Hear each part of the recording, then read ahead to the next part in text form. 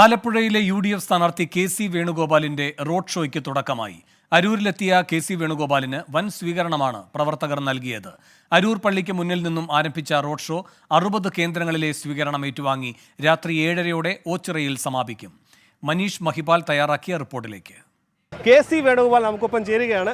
ഈ രാഷ്ട്രീയമായി എങ്ങനെ ഇവിടുത്തെ സ്ഥാനാർത്ഥിത്വത്തെ കാണുന്നു? രാഷ്ട്രീയമായിട്ട് കോൺഗ്രസിന് നഷ്ടപ്പെട്ട ഒരു സീറ്റ് തിരിച്ചു പിടിക്കാനുള്ള ദൗത്യം, അതിൽ ആലപ്പുഴയിലെ ജനങ്ങൾ പൂർണ്ണമായും കൂടെ നിൽക്കുമെന്നുള്ള ആത്മവിശ്വാസം, ഇതാണ് ഇതിൻ്റെ രാഷ്ട്രീയമായ വശം. 2019 അങ്ങ് ഇവിടെ നിന്ന് പോയതാണ്, പുതിയ വോട്ടർമാരെത്തിയിട്ടുണ്ട്. അങ്ങനെയാണെങ്കിൽ പുതിയ വോട്ടർമാരോട് എന്താണ് പറയുന്നത്? ഒപ്പം തന്നെ പുതിയ തിരിച്ചുവരവിൽ എന്തൊക്കെ പ്രതീക്ഷകളാണ്? തീർച്ചയായിട്ടും പുതിയ വോട്ടർമാരുണ്ടായിട്ടുണ്ട്. ആ വോട്ടർമാരെ സംബന്ധിച്ചിടത്തോളം അവരെ കണക്ട് ചെയ്യാനുള്ള വഴികളിലൂടെ മുന്നോട്ട് പോകാനും ഞാൻ ആഗ്രഹിക്കുന്നുണ്ട്. അവർക്കറിയാം, അവരുടെയൊക്കെ വീടുകളിലത്തെ അവരുടെ ചേട്ടന്മാരോടും ചേച്ചിമാരോടും ഒക്കെ ചോദിച്ചാൽ അവർക്കറിയാം എൻ്റേതായിട്ടുള്ളൊരു പ്രവർത്തന ശൈലി. അതുകൊണ്ട് അത് അവർ വിലയിരുത്തുമെന്നാണ് മനസ്സിലാക്കുന്നത്. ആലപ്പുഴയെ സംബന്ധിച്ചിടത്തോളം ഒരുപാട് പ്രശ്നങ്ങളുള്ള ജില്ലയാണ് ആലപ്പുഴ. ഇത് കയർ തൊഴിലാളിയും മത്സ്യത്തൊഴിലാളിയും കർഷക തൊഴിലാളിയും അടിസ്ഥാനപരമായിട്ട് ഏറ്റവും പാവങ്ങൾ തിങ്ങിപ്പാർക്കുന്ന ഒരു ജില്ല ഏതെന്ന് വെച്ചാൽ ആലപ്പുഴയാണ്.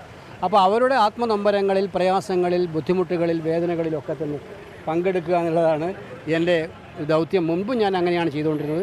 അത് പൂർവാധിക ശക്തിയോടെ ചെയ്യുക. അതോടൊപ്പം നമ്മുടെ നാടിൻ്റെ വികസനം, പൊതുവായ വികസനത്തിനോടൊപ്പം ആലപ്പുഴയിലും വികസനം എത്തിക്കാനുള്ള ദൗത്യത്തിൽ തുടങ്ങി വെച്ചിരുന്ന ഒരുപാട് കാര്യങ്ങൾ അത് തുടർച്ചയായിട്ട് മുന്നോട്ട് കൊണ്ടുപോകുക എന്നുള്ളതാണ് ലക്ഷ്യം.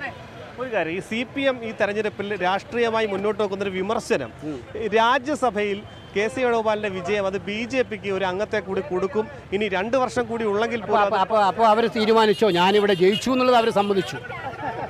ഇതിൻ്റെ മറ്റൊരു വശം എന്ന് പറയുന്നത്, ആലപ്പുഴയിൽ ഞാൻ സ്ഥാനാർത്ഥിയായതോടുകൂടി ആലപ്പുഴ UDF ജയിച്ചു എന്ന് സമ്മതിച്ചിട്ടാണല്ലോ ഈ വാദം അവർ പറയുന്നത്.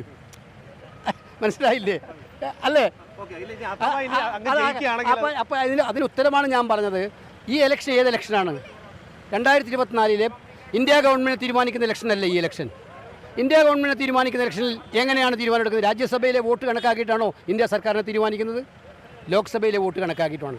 അതുകൊണ്ട് ഞങ്ങളുടെ പാർട്ടി എടുത്ത തീരുമാനം ദേശീയ തലത്തിൽ എല്ലാ മുതിർന്ന നേതാക്കന്മാരും ജയസാധ്യതയുള്ള എല്ലാ നേതാക്കന്മാരെയും രംഗത്തിറക്കുക. ഒറ്റ പ്രയോറിറ്റി, ലോക്സഭയിൽ എണ്ണം പരമാവധി വർദ്ധിപ്പിക്കുക. ഈ ഉത്തരം ഇതിനകത്ത് മനസ്സിലാക്കാത്തവരല്ല CPMകാർ, അവർക്കറിയാം. അപ്പോൾ അവർക്ക് അങ്കലാപ്പ് വേറെയാണ്. അത് ആ അങ്കലാപ്പിൽ നിന്ന് വന്ന ചോദ്യമാണിത്. അവർ ഇങ്ങനെ പറഞ്ഞുകൊണ്ടിരിക്കും, കുറച്ച് ദിവസം പറഞ്ഞുകൊണ്ടിരിക്കും, പറയട്ടെ, അവരാശ്വസിക്കട്ടെ. അക്കാര്യത്തിൽ ഒരു കാര്യം വേണ്ട. രാജ്യസഭയിലായാലും ലോക്സഭയിലായാലും BJPയെ നേരിടാൻ തക്ക കരുത്ത് ഇന്ത്യൻ നാഷണൽ കോൺഗ്രസിന് മാത്രമേ ഉള്ളൂ. അവർ ഓരോ ഇഞ്ചോടിഞ്ചും പോരാടുന്നവരാണ് ഞങ്ങൾ. എൻ്റെ പാർലമെൻറ്റ് ട്രാക്ക് റെക്കോർഡ്, പാർലമെൻറ്റ് നടപടികൾ വീക്ഷിക്കുന്ന എല്ലാ മാധ്യമപ്രവർത്തകർക്കും അറിയാം. അതുകൊണ്ട് അതിലൊരു വിട്ടുവീഴ്ചയുമില്ല. ജയസാധ്യതയുള്ള സ്ഥാനാർത്ഥികളെയാണ് മുഴുവൻ മണ്ഡലങ്ങളിലും വിന്യസിപ്പിച്ചിട്ടുള്ളത്. 20 മണ്ഡലങ്ങളിലും ജയസാധ്യതയുള്ള സ്ഥാനാർത്ഥികളാണ്. അങ്ങനെയാണെങ്കിൽ ആലപ്പുഴയിൽ എന്തുകൊണ്ട് സംഘടനാകാര്യ ജനറൽ സെക്രട്ടറിക്ക് മത്സരിക്കേണ്ടി, അതായത് മറ്റ് ജയസാധ്യതയുള്ള സ്ഥാനാർത്ഥികൾ ഇവിടെ ഇല്ലേ എന്നൊരു ചോദ്യം, ഒരു വിമർശനമായി വരുന്നത്? അത് സ്വാഭാവികമായിട്ടും പാർട്ടി തീരുമാനിച്ചു. പാർട്ടിയിൽ ആവശ്യമുണ്ടായി എന്നെ മത്സരിക്കണം, ഞാൻ മത്സരിക്കണം എന്നുള്ള ആവശ്യം പൊതുവായിട്ട് പാർട്ടി ഇവിടെ തീരുമാനിച്ചപ്പോഴാണ് ആ തീരുമാനമുണ്ടായത്.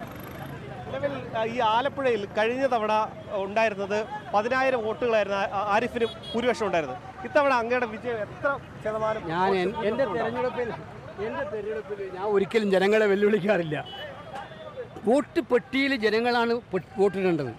അവർ തീരുമാനിക്കും ഭൂരിപക്ഷം എത്ര കൊടുക്കണം, എത്ര വോട്ടിന് ജയിക്കണമെന്ന്. അത് ഞാൻ മനക്കണക്കാ കിട്ടിട്ട് പറയാൻ എനിക്ക് പറ്റത്തില്ല. അത് ജനങ്ങളോടുള്ള വെല്ലുവിളിയാണ്.